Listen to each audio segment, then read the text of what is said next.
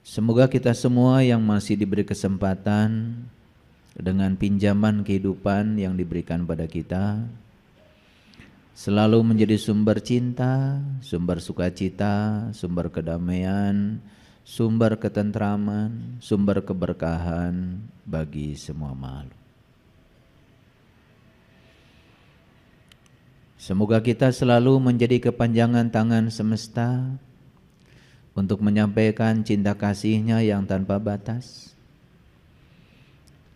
Karena tangan kita adalah tangan Dia. Sebagaimana Allah menyatakan di Quran, Yadullah fawqa aydihim. Tangan Allah ada pada mereka. Dan mereka itu adalah makhluk yang bernama manusia. Pohon walaupun tinggal di pinggir sungai, dia tidak punya tangan untuk mengambil air. Tentu saja manusia dengan tangannya dialah yang diharapkan menjadi sumber cinta kasih bagi pohon. Kalau ada pohon yang mati di rumah, jelas bukan salah pohon. Salah manusia tidak menggunakan tangannya. Karena manusia kebanyakan ego, hanya memikirkan dirinya sendiri. Kita lupa bahwa tangan kita adalah tangan Allah. Dan tangan ini dititipkan kepada kita adalah suatu kemewahan, agar kita selalu menjadi kepanjangan tangannya untuk menyampaikan cinta kasih-Nya kepada semua makhluk. Berbahagialah orang-orang yang sudah bisa merasa sebelum terasa, sehingga tangannya selalu saja murah hati. Ketika melihat orang lain susah, tangannya segera bergerak mengambil sesuatu yang bisa meringankan kesusahan orang lain. Tangan kita hari ini bisa masuk ke kantong saku baju kita, itu mewah. Jadi kalau ini tangan ini bisa masuk ke kantong saku celana, dan di saku celana ini ada uang, dan kita bisa mengambil uang dari saku celana, itu suatu kemewahan. Karena suatu saat tangan ini tidak bisa lagi dimasukkan ke dalam saku celana. Mari kita rasakan semua kemewahan yang diberikan semesta pada kita saat ini. Bisa duduk tegak seperti ini itu mewah. Bisa mendengar suara saya dengan jelas itu mewah. Karena suatu saat telinga ini tidak akan bisa seperti sekarang lagi. Bahkan bisa memasukkan kancing ke lubang baju, itu juga suatu kemewahan. Pernah menyaksikan ada orang habis stroke, sedang melatih tangannya, refleksnya yang tidak ada ingin dikembalikan, memasukkan kancing ke dalam lubangnya itu berjam-jam. Dan selama ini kita hidup tidak berkesadaran. Ketika kita sedang membasuh tangan, pikiran sudah di meja makan. Sehingga kesempatan untuk menikmati sensasi air ke tangan kita, kesempatan untuk bisa menikmati tangan kita yang bisa digerakkan untuk saling membersihkan tangan kiri dan tangan kanan hilang. Momen itu tidak ternikmati lagi. Coba jadikan setiap momen itu adalah tujuan. Jangan dijadikan momen itu hanya sarana untuk mencapai tujuan. Karena kalau itu hanya sarana, tujuannya di masa depan, maka kita akan terus ditarik-tarik ke masa depan sehingga kita kehilangan momen. Itulah manusia yang rugi. Bisa duduk seperti ini mewah. Bisa melipatkan kaki seperti ini mewah. Bisa bersila itu mewah. Karena banyak sekarang yang mungkin sudah tidak bisa bersila lagi. Melipatkan kaki saja merupakan sesuatu yang sangat sulit. Oleh karena itu, mari kita hadir di sini saat ini, sekarang. Hidup itu saat ini. Nikmati semua sensasi kemewahan yang diberikan semesta kepada kita. Nikmati kemewahan nafas kita, karena dengan nafas telinga ini juga menjadi mewah karena bisa mendengar. Dengan nafas mata ini menjadi mewah karena bisa melihat. Dengan nafas apapun yang kita santap menjadi mewah karena semuanya menjadi terasa rasanya. Makanya leluhur kita mengatakan makanan saja itu sudah suwarga loka. Su itu artinya adalah saripati. Warga itu artinya kumpulan, loka itu artinya tempat. Jadi suwarga loka itu kumpulan segala saripati. Saripati udara, saripati api, saripati tanah, saripati air memanunggal menjadi jeruk, menjadi apel, menjadi anggur. Karena otak kita sudah rusak sejak lama, lalu mengabaikan semua kemewahan-kemewahan yang disuguhkan semesta kepada kita. Makanya saya kadang-kadang mau makan saja tidak berhenti air mata itu mengalir. Karena begitu luar biasa kemewahan yang disajikan semesta. Dan menjadi tidak luar biasa ketika pikiran kita mengabaikan saat ini. Makanya di dalam kajian kita yang sebelumnya saya menyampaikan bahwa yang namanya berserah diri itu adalah hadir di sini saat ini sekarang, menerima semua hal yang terjadi saat ini tanpa ada penolakan sedikit pun. Karena semua sumber masalah manusia berasal dari penolakan, dan penolakan berasal dari penghakiman yang diciptakan oleh pikiran. Izinkan pikiran untuk menghakimi, maka pikiran akan terjebak, ini benar, ini salah. Yang disebut benar oleh pikiran diambil, yang disebut salah oleh pikiran ditendang jauh-jauh. Terus menerus seperti itu, mencengkram, menendang, mencengkram, menendang. Lalu kita kehilangan kesempatan untuk menikmati hidup ini. Bukankah itu yang terjadi selama ini, bukan? Oleh karena itu, saya mengajak kita semua, yuk kita selalu hadir di sini saat ini sekarang, rasakan kekuatan saat ini setiap saat. Dan rasakan kedamaian, rasakan kemewahan. Ketika pikiran kita diizinkan bergerak sedikit saja ke masa depan, maka kita akan cemas dan takut. Ketika pikiran ini diizinkan bergerak sedikit saja ke masa lalu, maka kita akan selalu sedih, penuh dengan duka cita. Sehingga memori masa lalu itu selalu menghantui kita. Tapi cobalah kita hadir di sini saat ini sekarang. Tidak mengizinkan pikiran bergerak ke masa depan, tidak mengizinkan pikiran bergerak ke masa lalu, sepenuhnya secara total hadir di sini. Tidak ada yang namanya rasa takut. Tidak ada yang namanya rasa duka. Hidup penuh dengan sukacita. Oleh karena itu, mari kita sampaikan segala pujian untuk Dia, sang kehadiran, sang keberadaan yang meliputi seluruh makhluk dan meliputi seluruh sel dalam tubuh kita. Dia tidak pernah tertidur, Dia tidak pernah terkantuk. Dia terus-menerus terjaga untuk memenuhi segala kebutuhan kita.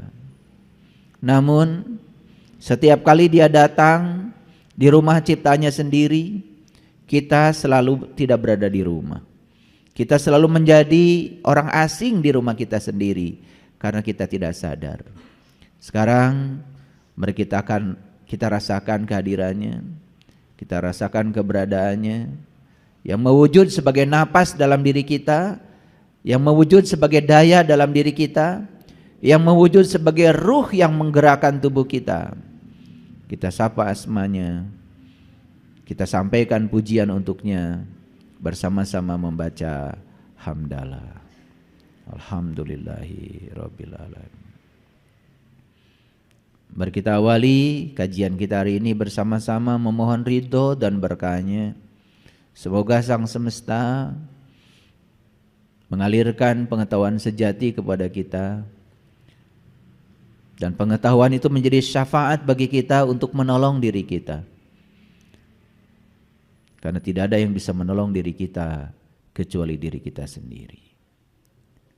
Sang semesta menjadi fasilitator untuk memperbaiki takdir kita. Kita sapa semuanya dengan kelembutan dan cinta seraya membaca basmalah. Bismillahirrahmanirrahim.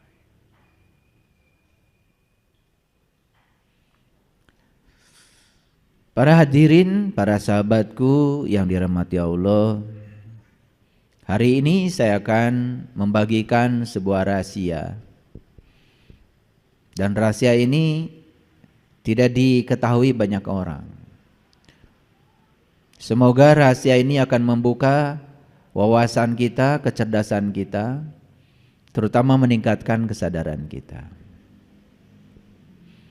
Setelah saya merenungi tentang hidup, ternyata hidup itu dari dalam ke luar. Kalau dari luar ke dalam itu namanya mati. Jadi hidup itu dari dalam ke luar. Semua yang dari luar ke dalam itu membuat kita menjadi mati dan menderita. Tapi semua yang bergerak dari dalam keluar membuat kita menjadi hidup. Jadi itu bedanya hidup dan mati. Hidup itu dari dalam keluar, kalau mati itu dari luar ke dalam. Ada kata-kata bijak, saya tulis besar-besar di sini. Small change can make a big difference. Sebuah perubahan kecil saja dapat membuat sebuah perbedaan yang besar. Perubahan di mana? Bukan perubahan di luar, tapi perubahan di dalam. Sebuah perubahan kecil saja di dalam, kita akan takjub dan kagum, karena semua akan menjadikan perbedaan yang sangat besar di luar. Oleh karena itu,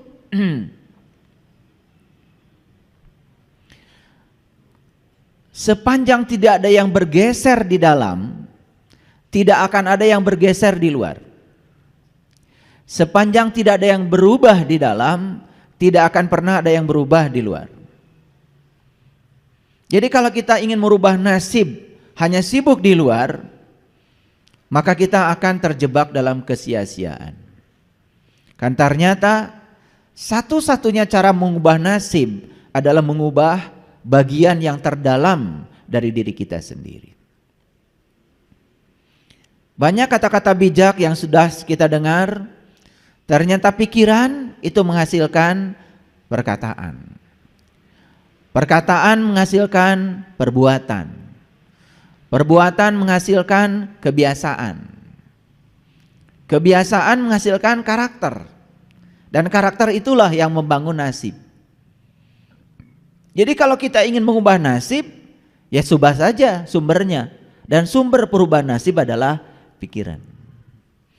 Jadi sepanjang pikiran kita tidak ada yang bergeser, sepanjang pikiran kita seperti patung, tidak ada yang berubah, jangan pernah berharap yang di luar akan berubah. Kira-kira itu tema kita hari ini, dan saya akan mengajak kita semua untuk membuktikan kedahsyatan ini. Sedikit saja perubahan di dalam, maka kita akan terkagum-kagum karena di luar akan terjadi perbedaan yang sangat besar. Mari kita masuk dulu pada satu perenungan.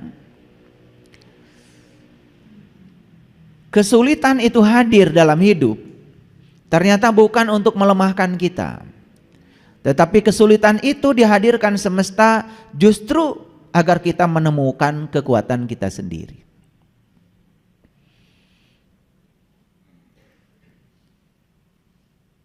Jadi kekuatan seseorang itu tidak bisa diuji dengan cara biasa. Seberapa kuat seseorang itu ya dihadirkan oleh semesta yang namanya kesulitan.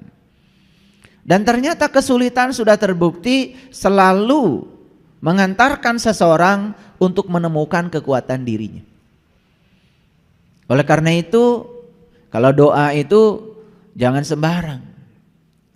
Kita tuh kalau doa kepada orang itu semoga dilancarkan, dimudahkan.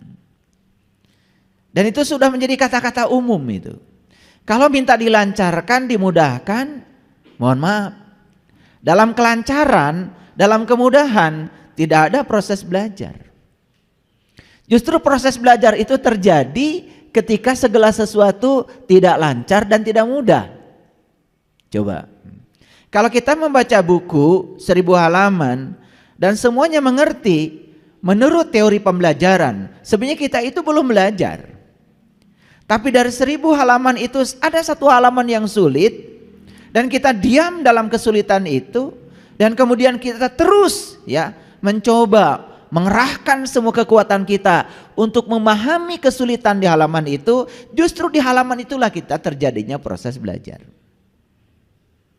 Jadi kalau kita baca 1000 halaman, kemudian kita mendapati kesulitan di satu halaman dan yang sulit itu dilewat dan kita hanya membaca 999 halaman, kita nggak belajar.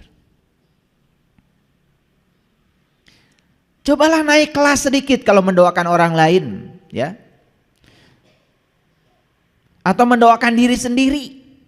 Ya Allah, semoga dilancarkan, dimudahkan. Naik kelas sedikit. Ya Allah, kuatkan bahuku.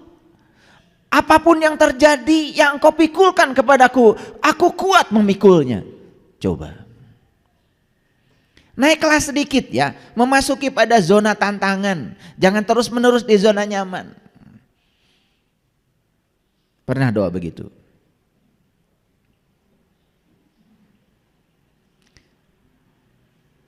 Jadi saya juga baca di WA grup ya, yang konon katanya itu ada grup orang-orang yang berkesadaran, doanya masih begitu. Semoga dilancarkan, dimudahkan. Saya ingin melihat ada kesadaran naik sedikit saja. Semoga ya Bapak Ibu diberikan kekuatan untuk memikul apapun ya yang akan dibebankan semesta kepada Bapak Ibu. Kan keren. Kalau diminta diringankan, sesuatu yang ringan itu tidak akan membuat badan kita jadi kuat. Coba ngangkat yang ringan akan menambah kekuatan? Tidak. Seseorang itu akan menjadi kuat kalau sering ngangkat yang berat. Betul? Coba. Seorang binaragawan badannya menjadi kuat dan berotot karena sering mengangkat yang berat. Kalau ngangkat yang ringan terus, ya sudah, ototnya ya seperti itu. Gak kuat-kuat. Makanya kenapa tidak kuat-kuat? Kenapa kita tidak dewasa? Karena kita itu kata-kata yang meluncur dari mulut kita pun menggambarkan betapa ringkihnya diri kita. Beda dengan Jenderal MacArthur. Jenderal MacArthur itu adalah pemimpin perang sekutu. Terkenal itu dengan doanya. Tuhan, jangan berikan kemudahan kepada anak-anakku. Jangan berikan kerancaran kepada anak-anakku. Begitu. Doanya begitu. Hadirkan gelombang yang keras pada anak-anakku. Hadirkan kesulitan yang dahsyat pada anak-anakku. Gitu. Namun satu Tuhan permohonanku. Ketika gelombang datang itu kepada anak-anakku, berilah kemampuan dia untuk menyelamatkan diri dari gelombang itu. Dan berikanlah kemampuan agar dia pun tidak egois dan menyelamatkan orang-orang yang hampir tenggelam bersama dengan dia. Berani doa seperti itu.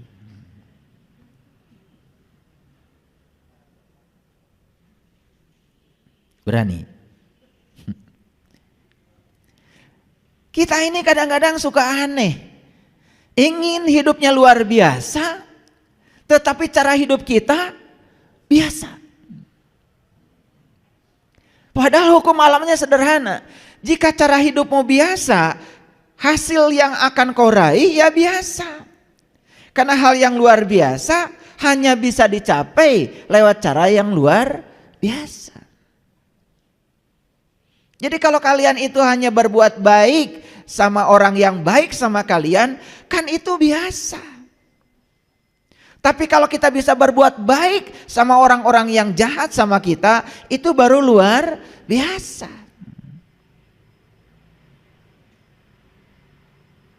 Mau saya ajak hari ini menuju etapa baru, kehidupan yang luar biasa, mau? Ya caranya luar biasa. Jadi kita ini kadang-kadang ya menginginkan sesuatu tetapi tidak mengerti mekanisme semesta untuk mewujudkannya. Kalau tidak mau bisnis berisiko besar, ya sudah. Beli terigu 1 ons, beli minyak 1 ons, beli engkol 1 ons, campurlah semuanya, jadilah bakwan. Dan kemudian taruhlah yang 1 on itu di atas meja di pinggir jalan. Setidak-tidaknya kalau itu tidak laku kan menjadi santapan untuk diri sendiri. Bisa dihitung hasilnya berapa? Seseorang yang tidak mau mengambil risiko, ya memang hidupnya tenang, tetapi tidak pernah mengalami kemajuan. Karena risiko yang paling besar dari seseorang adalah tidak mau mengambil risiko. Lihat orang-orang yang tidak mau mengambil risiko, hidupnya di zona nyaman. Ya begitu-begitu saja. Maaf ya. Penghasilannya gitu-gitu saja, biasa-biasa saja. Tidak ada yang luar biasa. Jangan berharap ada kejutan, jangan berharap.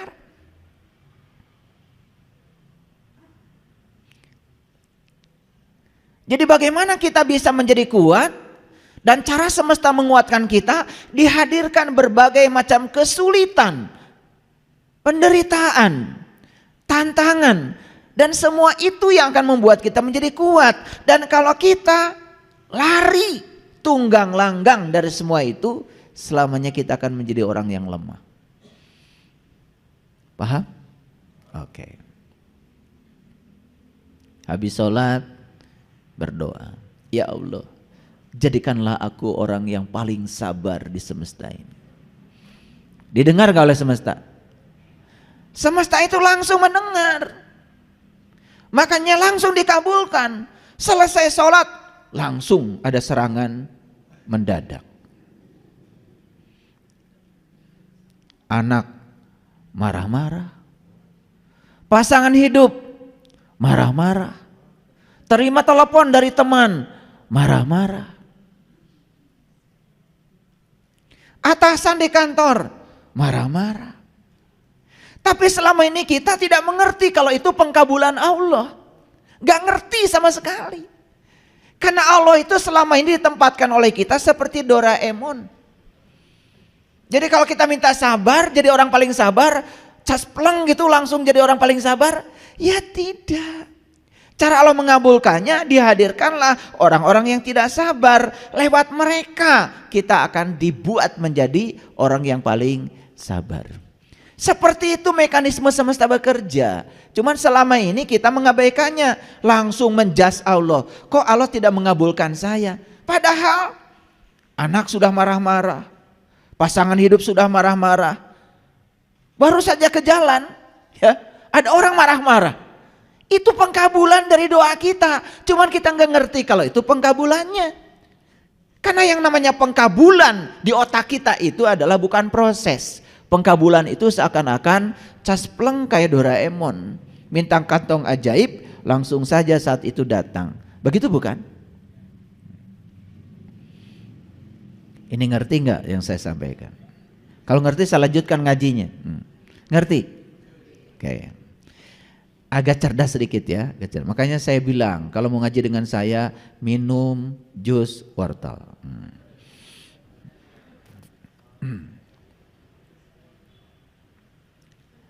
Tidak masalah seberapa lambat kita berjalan. Tidak masalah seberapa lambat kita berubah. Yang paling penting tidak berhenti, itu saja. Seorang pakar fisika yang bernama Einstein mengatakan hidup ini seperti mengayuh sepeda. Dan kalau kita berhenti mengayuh, pasti jatuh. Pernah naik sepeda? Kan jatuh itu karena kita berhenti mengayuh, bukan? Dan kalau terus kita mengayuh, maka keseimbangan tidak akan hilang. Jadi keseimbangan dalam hidup ini karena kita berhenti mengayuh, itu saja sebetulnya. Dan kalau kita terus mengayuh, jadi tidak usah memikirkan seberapa lambat kita berubah, tidak usah. Yang paling penting jangan berhenti berubah, terus saja. Pohon yang ada di sana itu pohon mangga itu dulu saya tanam kecil segede gini, itu yang tinggi itu segede gini. Dan kalau kita tatap sekarang pohon itu, walaupun dia sedang berubah, perubahannya itu tidak akan bisa dideteksi oleh mata kita secara lahir. Tapi perubahan itu baru nyata setelah 2 tahun, 3 tahun, seperti itu alam semesta mengajarkan perubahan. Tidak tergesa-gesa, tidak terburu-buru, tapi sampai. Yang paling penting itu sekarang jangan berhenti untuk terus berubah. Walaupun kecil-kecil tapi terus berubah. Jangan berhenti belajar. Karena orang yang berhenti belajar langsung jatuh menjadi orang bodoh. Tetapi ketika dia terus belajar, walaupun sedikit-sedikit, status dia tetap jadi orang pintar. Karena orang pintar itu bukan orang yang mengoleksi sejumlah pengetahuan, tapi yang tidak pernah berhenti belajar. Makanya, jangan pernah mengatakan saya sudah tahu. Siapapun orang yang mengatakan saya sudah tahu, dia akan tertutup dari pengetahuan baru. Betul? Apa sesungguhnya harus kita ubah pertama kali? Nih, kualitas pikiran. Karena kualitas pikiran itulah penentu kualitas hidup kita. Semua yang pikirannya tidak berkualitas, hidupnya tidak akan berkualitas. Dan semua orang-orang yang kualitas hidupnya bagus, itu karena kualitas pikirannya sudah bagus. Makanya pikiranmu adalah takdirmu.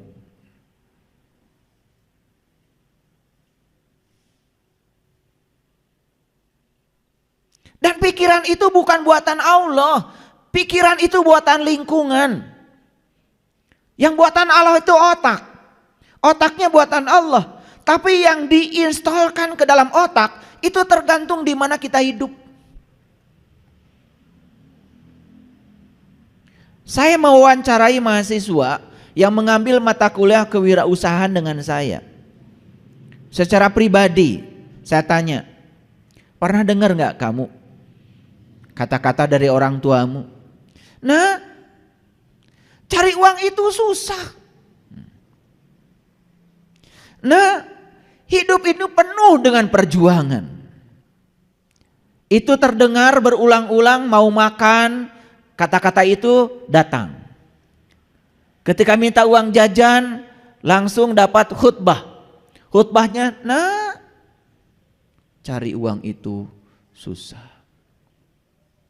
Hidup ini penuh perjuangan. Terus dikatakan begitu, terus berulang-ulang.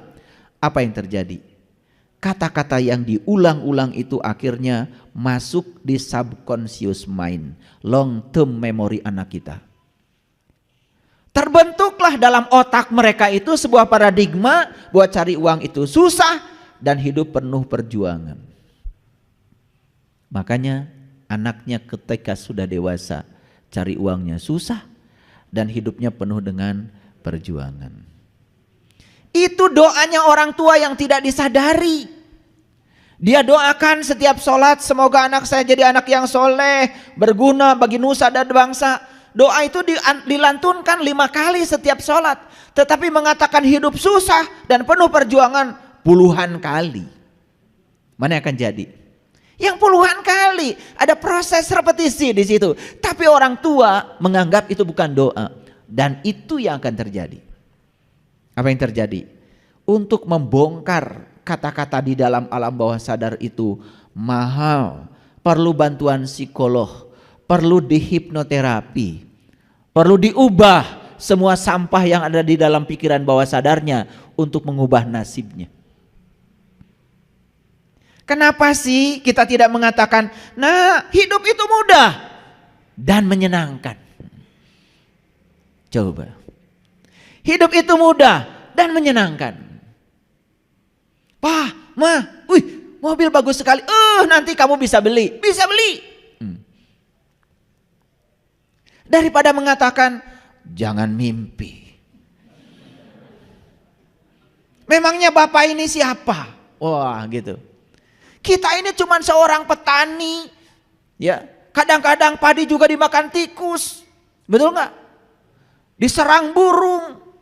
Panen juga belum tentu. Terus dihunjamkan kata-kata negatif pada anak kita. Sekaligus kita sedang menghunjamkan kata-kata negatif di pikiran kita. Ya sudah. Setiap kali nanam padi selalu dimakan tikus. Karena dia itu memang sedang berdoa semoga padinya dimakan tikus. Dengan kata-kata tadi. Cuman kita tidak pernah sadar. Itulah kualitas hidup kita, tergantung kualitas pikiran kita.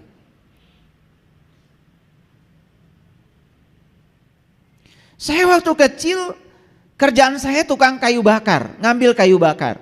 Jadi kalau hari Sabtu, itu hari Minggu, itu kerjaan kami itu ngambil kayu bakar.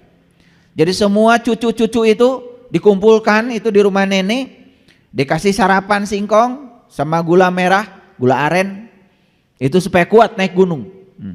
Gitu. Naik itu, nenek kami yang memimpin itu. Luar biasa.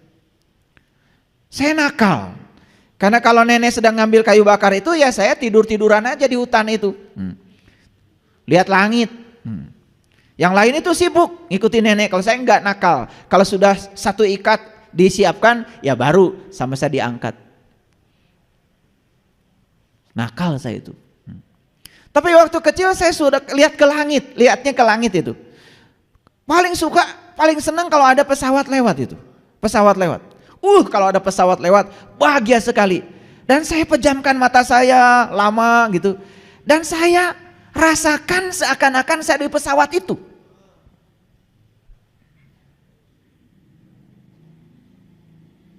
Maaf ya, itu yang membedakan nasib saya dengan kakak adik saya.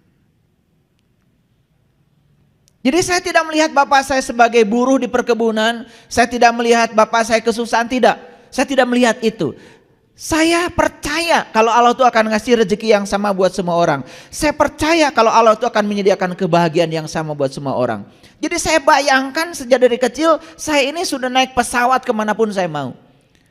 Dan begitu saya sudah waktunya, saya naik pesawat kemanapun saya mau.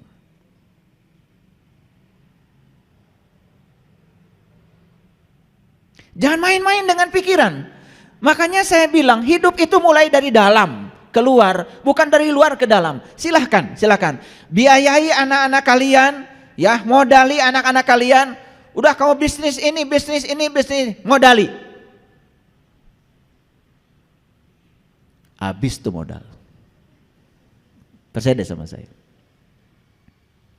Bapaknya bisnisnya X, anaknya harus ngikutin bapaknya. Itu sudah salah.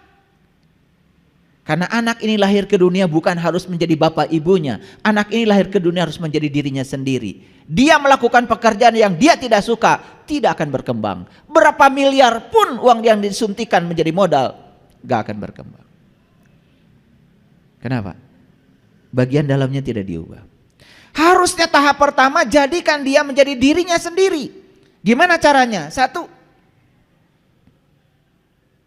ajarkan dia bisa menerima dirinya apa adanya. 2, ajarkan dia supaya bisa mengenali dirinya luar dalam. 3, ajarkan kepada dirinya untuk tidak membandingkan dia dengan siapapun. Kalau temannya di sekolah pintar matematika, dia pintar olahraga, ya memang beda. Tidak usah dia harus pintar matematika. Jangan ketika dia idiot matematika kemudian dimarah-marahi. Siapa tahu kelebihan anak kita adalah memang olahraga. Apa menjadi olahragawan itu tidak akan menjadi kaya? Berapa gajinya Ronaldo di Saudi? 3,1 triliun per tahun. Kentutnya saja dibayar. Betul nggak? Dan belum tentu Ronaldo disuruh mengerjakan soal fisika, matematika bisa? Belum tentu. Karena setiap manusia itu jenius sebetulnya di bidangnya masing-masing. Cuman kita ingin semua orang seperti yang kita mau. Itulah orang tua kadang-kadang. Intervensi pada anak. Intervensi yang pertama pendidikan. Intervensi yang kedua pekerjaan. Intervensi yang ketiga adalah jodoh. Tuh. Rumah saya cenah rumah saeun. Betul nggak? Ini saya sedang mengajarkan kesadaran. Karena yang punya rencana besar dengan anak-anak kita bukan ayah ibunya. Yang punya rencana besar dengan anak-anak kita adalah semesta, Allah. Temukan jeniusnya. Anak kita di mana? Kita ini hanya fasilitator. Dan yang keempat, izinkan anak kita menemukan bakat yang luar biasa dalam dirinya. Dan yang kelima yang luar biasa adalah setelah dia menemukan bakat dalam dirinya, kembangkan bakat itu sehingga menjadi berkah dalam hidupnya. Setelah itu ajarkan kepada mereka, nah berkah itu bukan untuk kamu, tapi berkah yang dititipkan Allah kepada kamu agar kamu menjadi manusia yang bisa menjadi kepanjangan tangan Allah, menyampaikan cinta kasih Allah pada semesta, baru jadi manusia yang berguna. Bapak saya itu orang Cirebon. Kalau bicara sama saya sederhana aja. Menggunakan kata-kata Sunan Gunung Jati. Ingsun titip tajuk lan fakir miskin. Itu aja. Pepatah Sunan Gunung Jati itu cuma dua kok. Ingsun titip tajuk lan fakir miskin. Tajuk, musola, tempat sholat. Secara lahir yang namanya tajuk itu masjid. Secara batin yang namanya tajuk itu adalah kolbu, baitullah. Jaga aja kata bapak saya dua. Dimanapun kamu tinggal, jangan lupa bikin tajuk kecil-kecilan, bikin musola kecil-kecilan, kalau ada rezeki bikin masjid yang besar. Tapi jangan lupakan baitullah hakikat yang ada dalam dirimu. Dan siapapun yang sudah menemukan tajuknya dalam dirinya, saya yakin orang yang sudah di level itu bersama dengan Allah yang Maha Pengasih, Allah yang Maha Penyayang, pasti welas asih hidupnya. Pasti welasan dan asihan. Berikutnya apa? Fakir miskin. Dan itulah sebetulnya sumbernya kebahagiaan.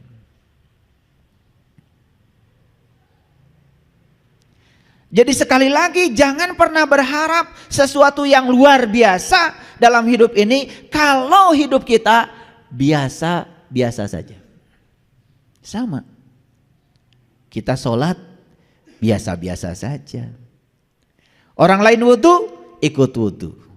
Orang lain sholat, ikut sholat. Orang lain takbir, ikut takbir. Ya sudah, ngikut seperti kebanyakan orang. Ya hasilnya pun seperti kebanyakan orang. Coba dinaikkan sedikit. Kenapa Rasulullah mengajarkan kepada kita ketika membasuh wajah, beliau mengajarkan doa, ya Allah putihkanlah wajahku dengan cahaya. Ketika membasuh kaki, beliau berdoa, ya Allah kuatkan kakiku dalam menjalani syiratmu. Ketika membasuh hidung, ya Allah masukkanlah bau surga ke dalam hidungku. Jadi Rasulullah mengajarkan afirmasi, mengajarkan kesadaran. Sebetulnya Rasulullah sedang mengajarkan kepada kita bagaimana kita berterima kasih pada tubuh ini. Bagaimana kita mencintai tubuh ini. Makanya tubuh ini kalau diajak bicara luar biasa. Jadi pagi-pagi saya selalu ya mengucapkan 4 kalimat ya. Saya menyesal. Saya pegang kaki saya. Sambil dikasih lotion. Pagi-pagi saya kasih lotion. Saya menyesal. Karena tidak menggunakan kamu sebagaimana mestinya. Saya menyesal. Karena sering mengajak kamu. Padahal kamu tidak suka ke tempat itu. Saya menyesal. Sering menggunakan kamu semau saya. Saya minta maaf ya. Minta maaf. Saya minta maaf itu tiap hari pada seluruh anggota tubuh saya. Minta maaf, minta maaf, minta maaf. minta maaf. Karena ini bukan saya, bukan saya. Ini adalah kendaraan yang dititipkan semesta untuk saya. Maaf saya kalau saya tidak mengurus kamu dengan baik.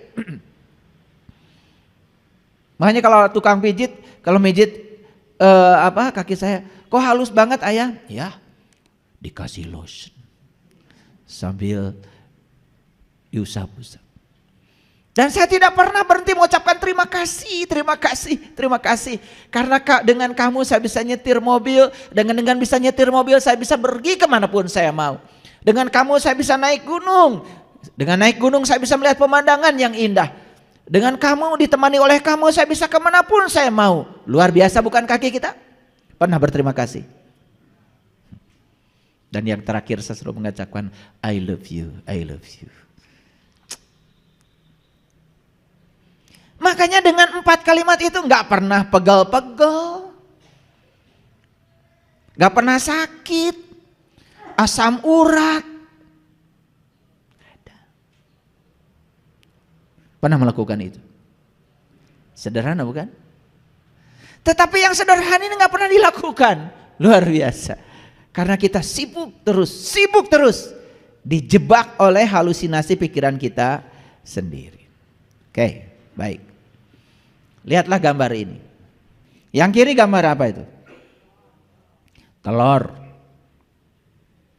Itu telur dipecahkan dari dalam. Yang sini telur juga, cuma dipecahkan dari luar. Bedanya apa?